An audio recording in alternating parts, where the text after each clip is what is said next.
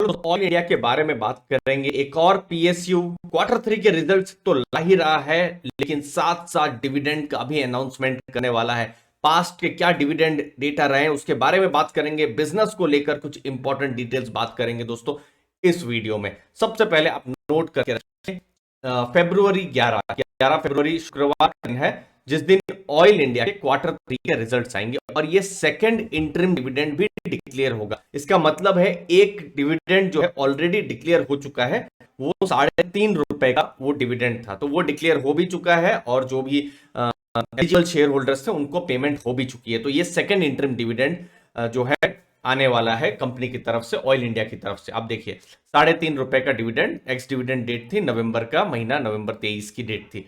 अब रिसेंट में अगर मैं डिविडेंड हिस्ट्री की अगर मैं बात करूं तो मैं फाइनेंशियल ईयर के हिसाब से मैं बात करूंगा। जैसे पिछले साल फरवरी 2021 में ₹3.5 का, और फिर फाइनल डिविडेंड 16 सितंबर को, फिर जो एक्स डिविडेंड डेट थी तो ₹1.5 का। तो आप देख सकते हैं पिछले साल ₹5 का डिविडेंड था। 2020 की बात करें तो यही फरवरी के टाइम में ₹9 का डिविडेंड था, और फिर सितंबर के टाइम में या ₹1.60 का, तो दैट मीन्स ₹10.60 का डिविडेंड था। अब पिछले साल कम डिविडेंड था, बहुत हद तक मुझे लगता है जो अनसर्टनटीज थी, तो क्योंकि कोविड के बाद का वो फाइनेंशियल ईयर था, तो वही इनफैक्ट फाइनेंशियल ईयर था, तो वो एक बहुत बड़ी एक अनसर्टनटी थी, मुझे ऐसा लग रहा है, जिसकी वजह से डिविडेंड पे बहुत बड़ा असर पड़ा। जब हमने देखा था क्वार्टर 1 क्वार्टर 2 में बहुत बड़े नुकसान भी हुए थे। फिर 2019 में बात करें तो यही फरवरी में ₹8.5 और फिर ₹1.75, दैट मीन्स ₹10.25 का। तो उस हिसाब से डिविडेंड है। इस बार ऑलरेडी ₹3.5 का डिविडेंड है, तो इस बार क्या एक्सपेक्टेशन रहेगी जरूर कमेंट सेक्शन में जरूर बताइएगा दोस्तों। अब डिविडेंड बढ़े तो उसके लिए बहुत जरूरी है ये समझना कि प्रॉफिट्स बढ़ रहे हैं कि नहीं। तो देखिए बहुत इंपॉर्टेंट है क्वार्टर 2 के नंबर्स को जानना। ये है क्वार्टर 2 के नंबर्स, जो क्वार्टर 2 2021-22 का। इस बार क्वार्टर 3 के नंबर्स आएंगे। जब हम इनकम की बात कर रहे हैं तो 3678 करोड़ की इनकम रही थी, जो कि 2020-21, खैर वो कोविड वाला साल था, जुलाई से सितंबर 2020, तो 2280 करोड़ की तब इनकम थी। अगर आप नेट प्रॉफिट्स की बात करें तो 504 करोड़ की क्वार्टरली प्रॉफिट्स थी, जो कि बिल्कुल जो 2020-21 के जुलाई से सितंबर से बढ़ी हुई थी। तो फिलहाल इंपॉर्टेंट नंबर ये रहेगा 504 करोड़ का प्रॉफिट और टोटल इनकम 3600 करोड़। तो इससे ऊपर हुआ है, क्या हुआ है, बहुत इंपॉर्टेंट रहेगा। इंपॉर्टेंट चीज है ऑयल इंडिया के केस में कि इनके मार्जिन बहुत स्ट्रांग है। आप एबिटा भी देख सकते हैं 1280 करोड़ का है, और एबिटा मार्जिन भी लगभग 35% के आसपास है। तो स्ट्रांग मार्जिन है, तो किस हिसाब से इस बार मार्जिन शेपअप करते हैं, इस बार इंटरेस्टिंग रहने वाला है। आप देख सकते हैं अगर हाफ ईयरली भी अगर आप देखें तो जस्ट मैं हमने देखा ना प्रॉफिट्स डिविडेंड कम हुआ था, तो देखिए हाफ ईयरली भी अगर आप अप्रैल से सितंबर 2020 में देखें तो लॉस था कंपनी का।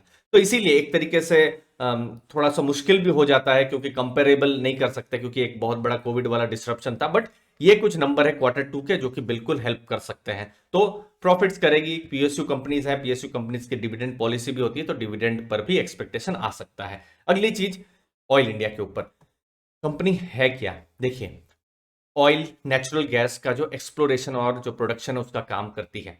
अब यहां पर एक और अगर आप कहें ना टेल विंड या पॉजिटिव चीज है, वो है नेचुरल गैस। नेचुरल गैस के हमने देखे हैं प्राइजेस बढ़े थे सितंबर के एंड में, अक्टूबर के उस समय में, तो वो कहीं ना कहीं इनको फायदा दिया है। और ये भी एक्सपेक्टेशन है मार्च अप्रैल के महीने में नेचुरल गैस के जो प्राइजेस हैं फिर से एक बार बढ़ेंगे, क्योंकि ये क्या होता है एडमिनिस्ट्रेड रहता है प्राइजेस, तो इसीलिए 6 महीने के बाद गवर्नमेंट रिवाइज करती है। तो ये एक बहुत बड़ा पॉजिटिव है। अगर आप ऑयल इंडिया के केस में देखें तो ये एक चीज रहेगी बिल्कुल इन्वेस्टर्स के ध्यान में। बाकी अगर आप देखेंगे क्रूड प्रोडक्शन की अगर आप बात करें तो 11% है अगर इंडिया में अगर आप बात करें। बाकी ओएनजीसी का एक बहुत बड़ा यहाँ पर प्रोडक्शन में बिजनेस है ही।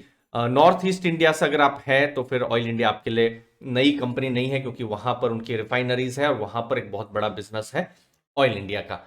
प्रॉफिटेबिलिटी एक्सपेक्ट किया जा रहा है, रेटिंग एजेंसीज की मैं रिपोर्ट देख रहा था कि मीडियम टर्म में एक स्ट्रांग प्रॉफिटेबिलिटी भी रह सकती है। तो ये एक बहुत ही स्ट्रांग पॉइंट है अगर आप ऑयल इंडिया के केस में अगर आप देख रहे हैं। दूसरी चीज अगर मैं वैल्यूएशन की भी बात करूं तो स्टॉक प्राइस अभी फिलहाल 230-36 के आसपास में है, तो बुक वैल्यू से भी नीचे ये स्टॉक प्राइस ट्रेड कर रहा है, तो वैल्यूएशन में भी कंफर्ट है। लेकिन रिस्क भी है, ऐसा नहीं है कि इक्विटी है तो फिर सब जगह रिटर्न्स ही है, डिविडेंड ही है, रिस्क भी है। रिस्क क्या है? कैपिटल इंटेंसिव है, बड़ी बड़ी रिफाइनरी बनाने में समय भी जाता है, पैसा भी जाता है, अगर उनको केपेक्स करना पड़ा तो वो भी एक बड़ी चीज है। वोलाटाइल है, तेल के भाव, नेचुरल गैस के भाव जो है, हमको हमको नहीं पता 5 दिन बाद क्या होगा, 10 दिन बाद क्या होगा, तो ये बहुत ही वोलाटाइल रहता है। और साइक्लिकल इंडस्ट्री है, तो ये सब कुछ रिस्क जरूर है जो भी आप ऑयल कंपनीज के साथ डील कर रहे हैं। तो ओवरऑल वेट किया जाएगा दोस्तों, जब Q3 के रिजल्ट्स आएंगे और साथ साथ डिविडेंड भी आएंगे, जरूर बताइएगा डिविडेंड आप क्या एक्सपेक्ट कर रहे हैं। मुझे उम्मीद है आपको वैल्यू मिली होगी। आपके टाइम के लिए बहुत बहुत धन्यवाद दोस्तों, थैंक यू।